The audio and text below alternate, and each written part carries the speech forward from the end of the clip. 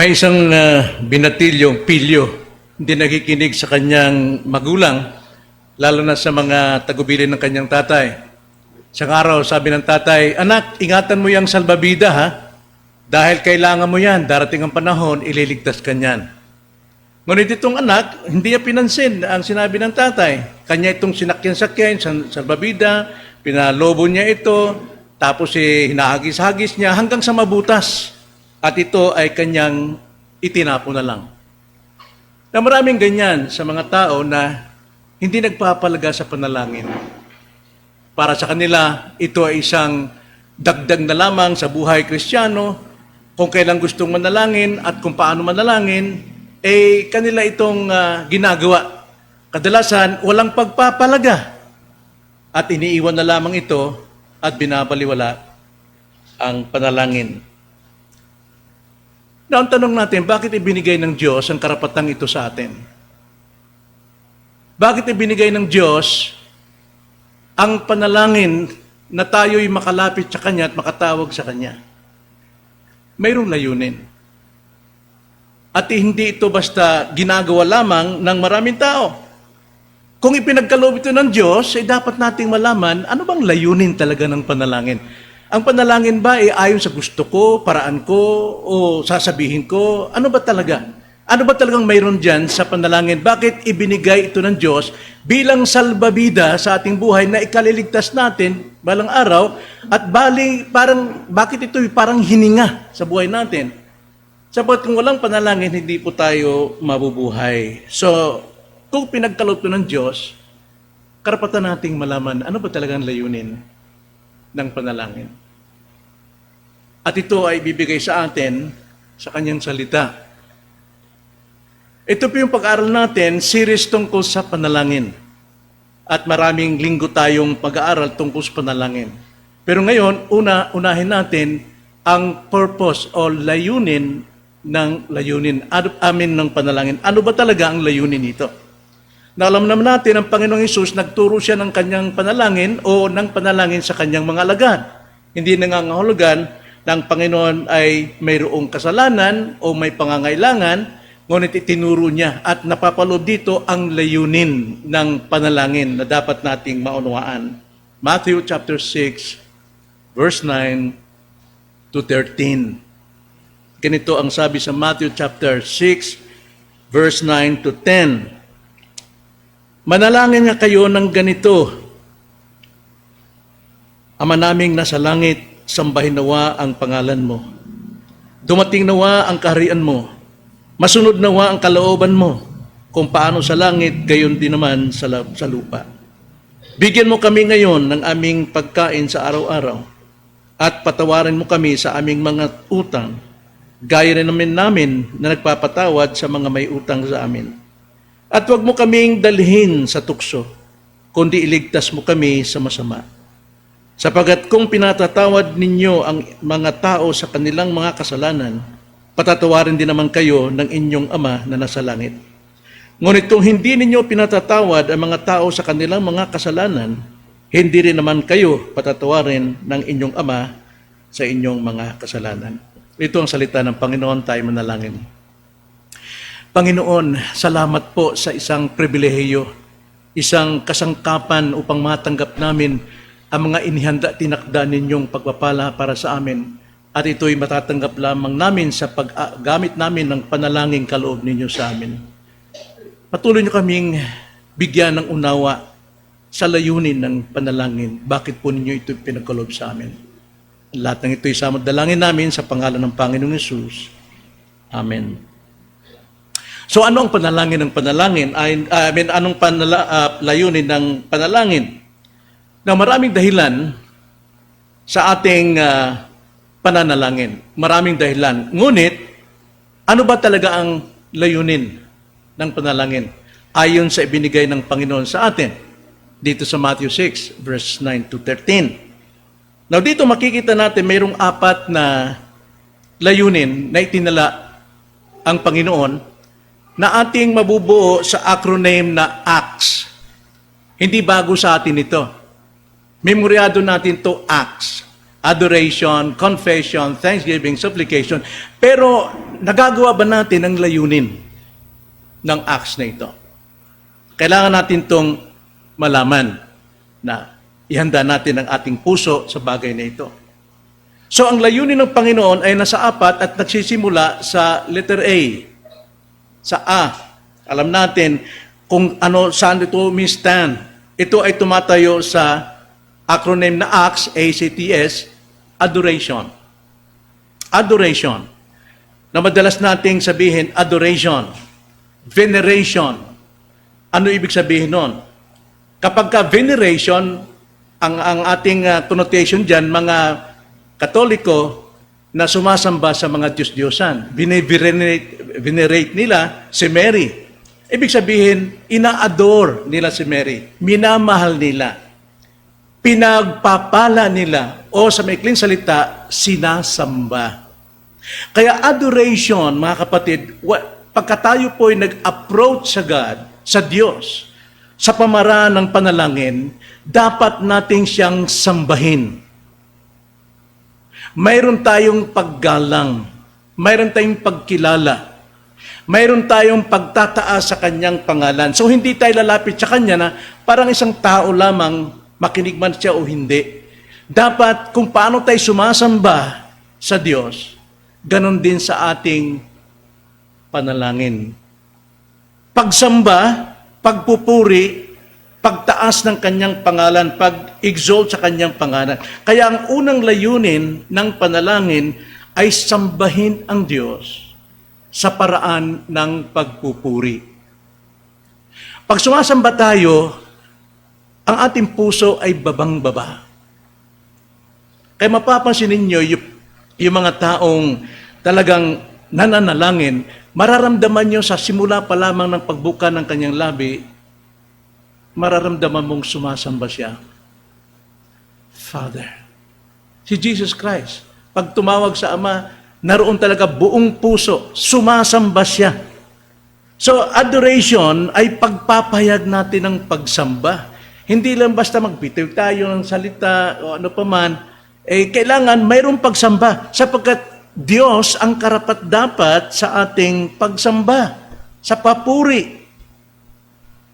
Na maraming awit tayong ginagawa, pero minsan umaawit tayo na walang pagsamba. Umaawit tayo na basta ibuka lang natin ang ating bibig, hindi natin binibigay yung ating buong puso, yung ating baga, hindi natin binibigay yung damdamin, emotion natin na sumasamba tayo, ganon din sa panalangin. Mga halimbawa ng pagsamba sa panalangin, si Pablo. Ang sabi niya sa Ephesians chapter 3 verse 14, kung ating dadamhin ang puso ni Pablo rito, ganito ang sabi niya.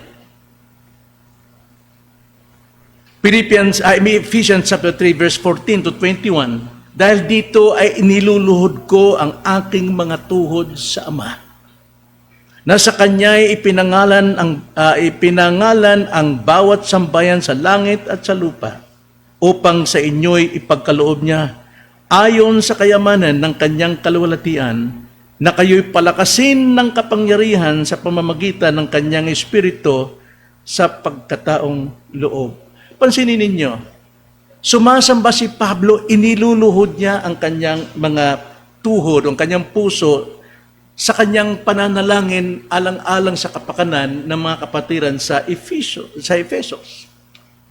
Si David din, kung ating titignan si David, na siya nag-alay ng papuri sa Panginoon. 1 Chronicles chapter 29, verse 10, ganito ang sabi ni Haring David. Unang Kronika 29, verse 10, kaya pinupuri ni David ang Panginoon sa harap ng buong kapulungan na sinasabi, purihin ka, O Panginoon. Andun yung pagsamba niya sa pamagitan ng pagpupuri. O Panginoon, ang Diyos ni Israel na aming Ama, magpakailanman. Kinikilala niya kung sino yung kausap niya. Ang Diyos, magpakailanman. Iyo, O Panginoon, ang kadakilaan, kapangyarihan, kaluwalhatian, pagtatagumpay at karangalan, sapagkat sa iyong lahat ng nasa langit at nasa lupa iyo ang kariyan, O Panginoon, at ikaw ay mataas na pinuno sa lahat. Nakikita natin dito yung pagsamba, pag-adore sa Panginoon. Talagang dinidibdib niya, buong puso niyang ipinapahayag ang kanyang pananalangin sa ating Ama.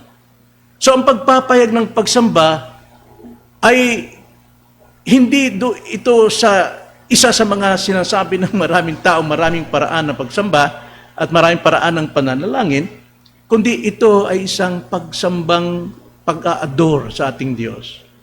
Lapitan natin siya tulad ng isang anak na lumalapit sa minamahal niyang ama. Kung mayroon siyang kailangan, naroon ang kanyang matatamis na pananalita na talagang pinupuri niyang kanyang ama, na inaasahan niyang sasagutin siya sa kanyang kahilingan. Hindi tulad ng ibang anak na, Tay, ibigay mo na sa akin. Sometimes, ganun din tayo manalangin sa Diyos. Pero kailangang sambahin natin siya. Ikalawa, makikita natin ang pangalawang layunin sa letter C, sa Acts, confession. Ibig sabihin ng confession ay pagtatapat. O sa ibang salin pa, pag-amin.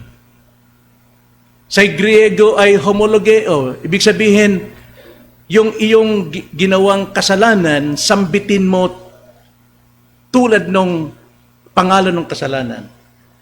Homologeo. Pagtatapat, pag-amin. Maraming umaamin ng kasalanan. Panginoon, ako'y makasalanan eh.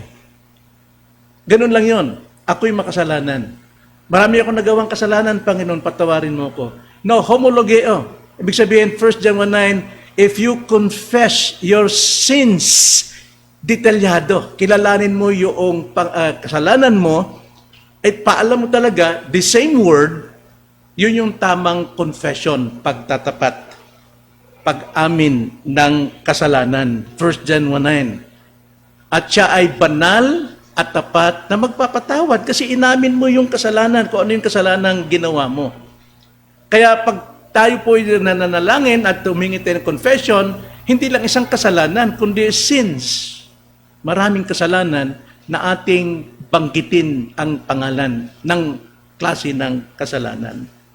So confession o confessing our sins, ito po ay isang paraan ng paglapit sa panalangin. Layunin. May habag ang Diyos, may awa ang Diyos sa tapat nating pag-amin ng ating kasalanan. Proverbs 28:13, siyang nagtatakip ng kanyang mga pagsuway ay hindi sasagana.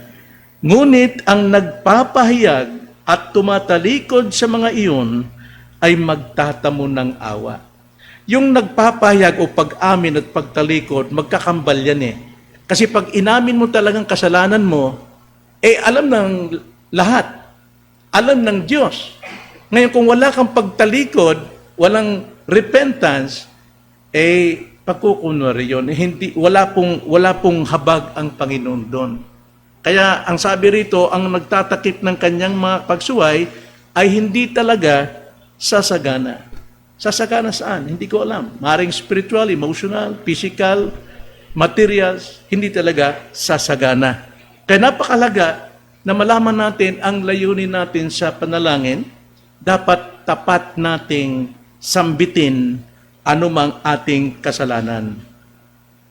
Na tayo ay panatag, na patatawarin tayo sapagkat sa totoo pinatawan na tayo lahat ng ating kasalanan eh. Kinamatayan ni Kristo yung ating past, present, and future sins. Kaya nga, yung ating mga actual sins sa araw-araw, ito'y mayroong katiyakan kung ating sasambitin, tayo'y kanyang patatawarin. Halimbawa lamang dito ng pananalangin, confession, ay yung turo ng ating Panginoon. Nagturo siya ng talinhaga tungkol sa dalawang tao. Isang Pharisees at isang maniningil ng buwis. At hindi gumamit ang Panginoon dito ng kwento lang, kundi ito'y katotohanan. Na mayroong dalawang klaseng nananalangin na matapat at mananalangin hindi matapat. Luke chapter 18 verse 10 to 14. Dalawang lalaki ang pumunta sa templo upang manalangin. Ang isa'y Pariseo at ang isa'y maniningil ng buwis. Ang Pariseo ay nakatayo at nananalangin sa kanyang sarili ng ganito, Diyos, pinasasalamatan kita na hindi ako gaya ng ibang mga tao, na mga mangingikil, mga di makatarungan, mga ngalunya, o gaya man ng maniningil ng buwis na ito. Na alam natin, most of the Pharisees, sinabi ng Panginoon sa Matthew 5:28 o 29, na tumingin ka lamang ng mahalay sa iyong kapwa ay nagkakasala ka na, sapagkat bagamat sila ay sinasabi lang the separated one, banal, pero ang kanilang mga mata mahalay. Pero itong sinasabi niya, itong panalangin ito, ang tatamis ng panalangin itong Pharisee ito.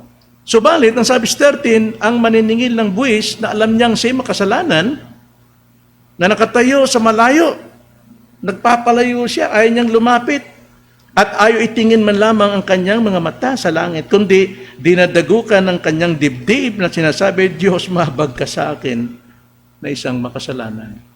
Umamin siyang makasalanan talaga siya. So, ang pagtatama o pagtatamo natin ng kapatawaran, confession natin ng ating kasalanan ay isang pagpapalang tinatamasa ng mga taong sumasampalataya at naniniwala kay Jesus na siya'y pinatawad.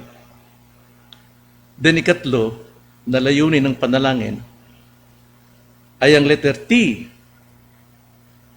na tumatayo sa thanksgiving. Wala tayong makitang thanksgiving dito, pero naniniwala ako na nagtuturo ang Panginoon dito ayon sa turo ng mga apostol. Sapagkat tulad ni Pablo, tinuruan si Pablo ni Jesus Christ after na mag-resurrect siya sa lahat ng itinuro niya sa kanyang mga alagad. Kaya si Pablo, kung siya po ay magturo tungkol sa panalangin, ganito ang sabi niya sa 1 Thessalonians chapter 5 verse 18. Ang sabi ni Pablo, sa lahat ng bagay ay magpasalamat kayo sapagkat ito ang kalooban ng Diyos kay Kristo Jesus para sa inyo. See, hindi nagkukulang ang Panginoon sa pagtuturo dito sa Lord's Prayer, pero ipinahayag ito ng mga apostol, lalo na kay Pablo. Sa makatwid, isa sa mga layunin ng ating panalangin ay ang magpasalamat. Now, magpasalamat sa ano? Sa mga natanggap lang pagpapala? Magpasalamat lang sa mabuting kalagayan? Gumaling tayo sa karamdaman? O kumita tayo ng malaki? O sumagana tayo? Paano kung may problema? Paano kung nabaril halimbawa, nahulog, napilay, nabasag ang ulo? Dapat ba nating ipagpasalamat yon? Now, kung ikaw ay Kristiyano, kailangan lang magpasalamat ka. Sapagkat alam natin, ang ating kinakausap na Diyos ay soberanong Diyos. Walang bagay na nangyayari, nakaraan, kasalukuyan at darating na wala sa kontrol ng Panginoon.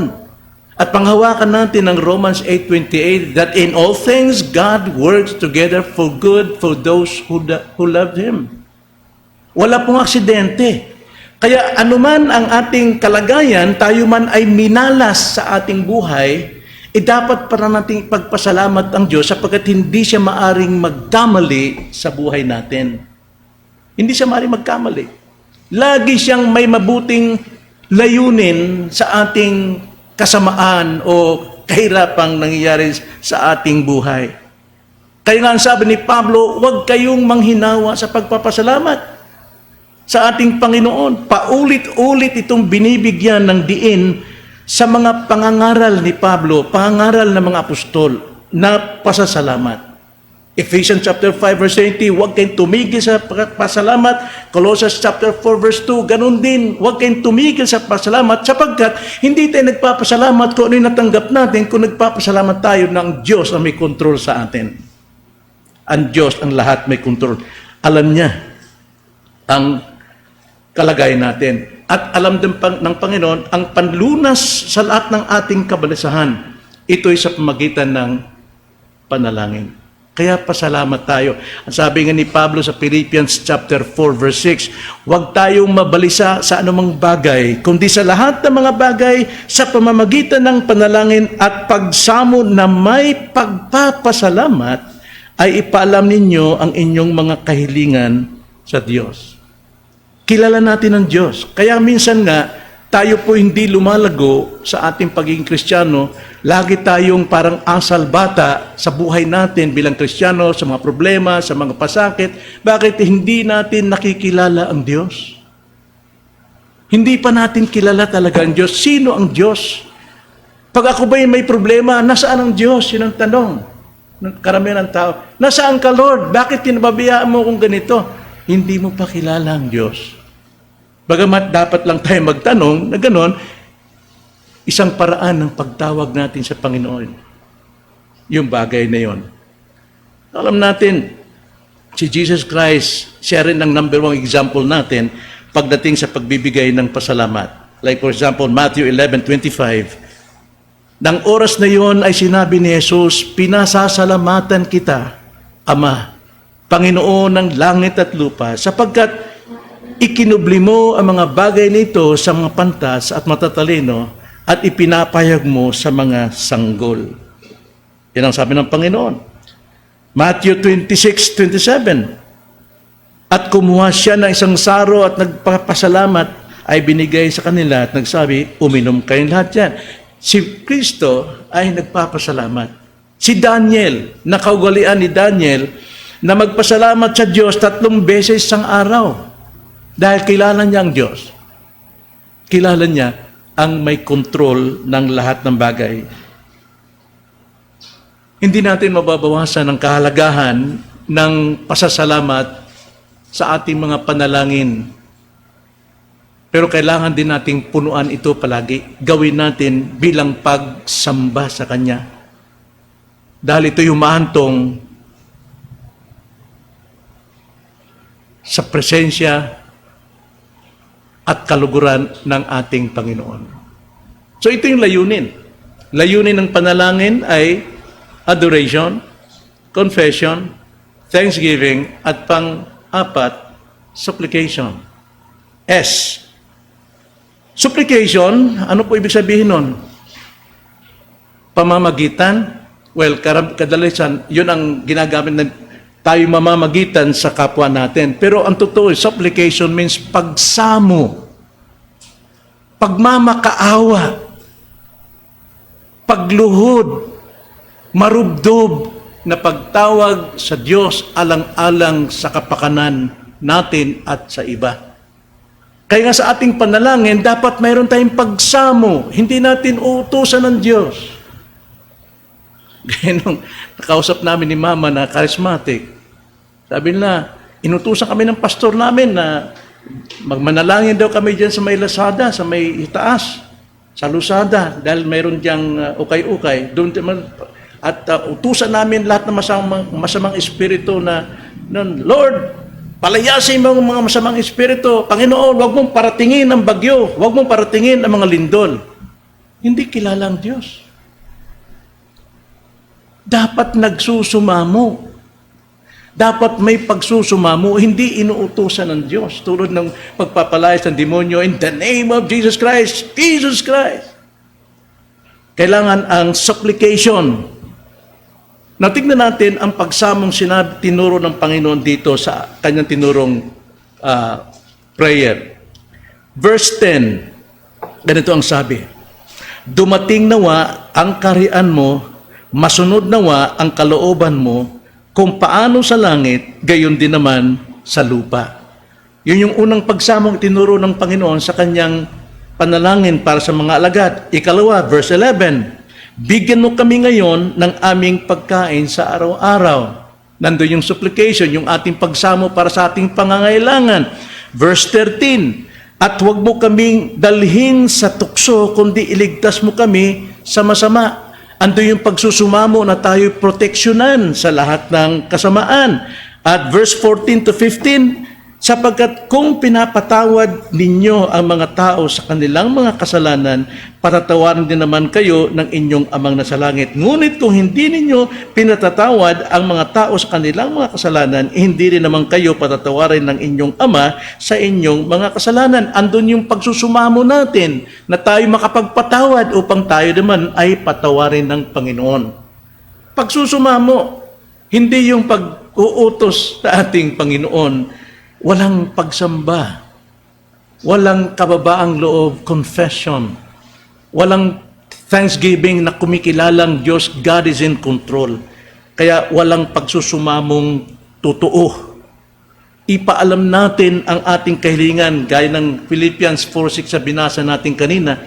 Huwag kayong mabalisa sa anumang bagay, kundi sa lahat ng mga bagay sa pamamagitan ng panalangin at pagsamo, pagmamakaawa ng may pasasalamat, ipaalam ang lahat ninyong mga kahilingan. Yan ang sinasabi ni Pablo. So mga halimbawang gawang pagsusumamo rito ay tulad ng gawain ng mga balo sa panahon ni Timoteo. Sa taga-Efesos, mayroon talaga mga babaeng balo na wala silang alam kundi nagawin ng ministeryo kakatulong sa iglesia, ipinapanalangin nila ang mga miyembro. Tulad nga kay Spurgeon, may nagtanong sa kanya, paano naging successful ang ministry mo, Mr. Charles Spurgeon? Dinala niya yung tao sa underground at pinakita, binuksan ng pinto, na parang bees, parang bubuyog sa dami ng tao, mga nananalangin, nagsusumamo sa Diyos, na nabuksan ang puso ng kanilang pastor upang maipangaral kung ano yung sinasabi ng Diyos na angkop sa mga tao. Kaya very successful ang preaching ni Spurgeon dahil ang dami pong nananalangin sa ilalim, nagsusumamo sa ating Panginoon. Sa Bible, hindi lamang mga widows ang nananalangin. Pati si Solomon, kung manalangin si Solomon, nagsumamo siya sa pamagitan ng pagbibigay niya ng alay sa ating Panginoon. Si Jesus, habang pinapako sa krus, nagsumamo siya. Anong sabi ng Panginoon sa Ama? Luke chapter 23:34. Sinabi ni Jesus, Ama, patawarin mo sila sapagkat hindi nila nalalaman ang kanilang ginagawa. Pagsusumamo ni Jesus Christ. Even Stephen, sa kanya pong buhay na siya pinagbabato at kaharap si Pablo na umuusig sa mga Kristiyano, ang sabi ni Esteban sa chapter 7 ng Acts, verse 60, habang binabato nila si Esteban, ay nananalangin siya, Panginoong Jesus, tanggapin mo ang aking espiritu. Sa 59, then 60, siya'y lumuhod at sumigaw ng malakas, Panginoon, huwag mo silang pananagutin sa kasalanan ito. At pagkasabi nito, siya ay namatay. So andun po yung anong pamamagitan natin pagsusumamo sa pangangailangan natin, pangangailangan ng ating kapwa, ng ating mga anak, ng ating pamilya. Pero nagsisimula tayo sa pagsamba sa Diyos. Yun ang layunin ng panalangin. Kaya binigay niya sa atin yung means na ito sapagkat mayroon na siyang nakaimbak na kasagutan sa lahat ng ating panalangin. Hindi natin nakukuha yung nakaimbak, na prepared na kasagutan hanggat di natin ginamit ang means. Tulad ng salbabita, hindi ka maliligtas sa pagkalunod kung hindi mo gagamitin ang means. Tulad ng timba, hindi ka makakasalok ng tubig sa malalim na balon hanggat di mo ginamit ang timba para makaigib ng tubig. The same with prayer. Binigay ng Diyos ito sa atin, isang privilege sa atin na makatanggap mula sa Kanya kapag ginamit natin ang means na ito. Nakahanda na ang kasagutan. All we have to do is to pray. Pero sa ating panalangin, may layunin. Pagsamba, pagtatapat, pasasalamat na siya ang Diyos na may kontrol, at pagsusumamo sa ating mga kahilingan. Kung yun po ang puso natin sa panalangin, kahit ngayong prayer meeting natin, mga kalalakihan, nawa, magsimula muna tayo ng pagpapakubmaba ng ating puso bago natin sambitin ang pangalan ng Diyos para sa ating pamamagitan o pagsusumamo. Sapagkat narinig ng Diyos at may biyaya ang Diyos sa mga taong tapat sa kanilang panalangin. Tayo manalangin, mga kapatid. Lord, salamat po sapagkat ngayong gabi pinaalam ninyo ang layunin po ng panalangin. At ito'y napapaloob po sa acronym na Acts, Adoration, Confession, Thanksgiving, and Supplication. Nawa, hindi lamang namin ito napakinggan at nasiyahan sa aming natutunan, kundi dapat namin itong isagawa na may kapakumbabaan. Ito ang aming dalangin sa pangalan ng Panginoong Hesus. Amen.